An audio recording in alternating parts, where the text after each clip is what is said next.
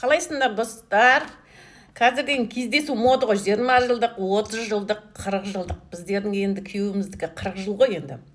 Ауылға, мектепке бірдемеге әйтеуір пайдасын тигізіп жатыр. 20 жылда 20 тал, 30 жылдықтар 30 тал, 40 жылдықтар 40 тал, біз 40 тал жоқ бұл.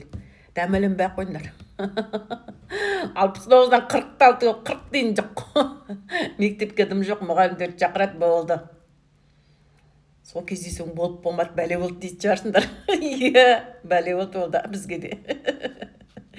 Мен де күтіп отыр, маған да бәле болды. Сол күйеуін тездетіп өткізіп тынышталсақ екен әйтеуір. Ату зарплатың бәрі соған кетті. Қалаға істегесін зарплатың бәрі сояққа кетті. Өздерің білесіңдер ғой, бәрі шығын ғой енді. Айтасыңдар ғой, ана апа деген шығын есептеп жатыр күйеуің деп. Иә, шығын ғой, бір зарплат солаймен кетті ғой. Не жейміз ендігі айға шейін. Ше өлтіресіңдер. Маған тіркеліп лайк басыңдар.